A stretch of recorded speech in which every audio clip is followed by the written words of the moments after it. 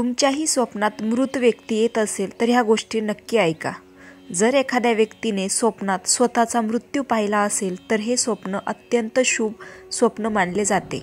या स्वप्नाचा अर्थ असा होतो की तुमचे आयुष्य आणखी वाढणार आहे, त्यामुळे घाबरून जाण्याचे काही कारण नाही. हे स्वप्न असे देखील सूचित करते की तुमच्या आयुष्यात येणारी सर्व संकटे आता संपणार आहे. बऱ्याच काळापासून तुम्हाला त्रास देत असलेल्या गोष्टीपासून तुमची सुटका होणार आहे. जर तुमच्या स्वप्नात तुमच्या परिवारातील एखादी मृत व्यक्ती तुमच्यावर रागावत आहे किंवा स्वप्नात रडताना दिसली असेल तर ह्या स्वप्नाचा अर्थ असा होतो की तुम्ही तुमच्या आयुष्यात ज्या गोष्टी करत आहात त्या गोष्टी चुकीच्या आहेत, त्यामुळे ती व्यक्ती तुमच्यावर नाराज आहे.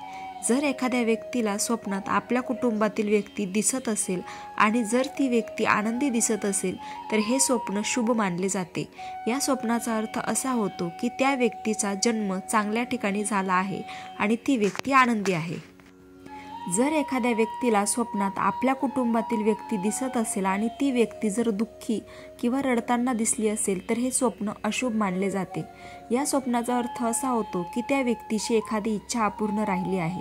कधी कधी आपण स्वप्नात मृत व्यक्ती पाहतो, तो आपल्याला काहीतरी सांगण्याचा प्रयत्न करत असतो पण आपण त्याचे शब्द समजू शकत नाही. असे स्वप्न चांगले मानले जात नाही. हे स्वप्न तुमच्या आयुष्यातील काही अप्रिय घटना दर्शवते. अशा परिस्थितीत आपण सावधगिरी बाळगली पाहिजे आणि अशा स्वप्नांनी विसरून जाण्याचा प्रयत्न केला पाहिजे.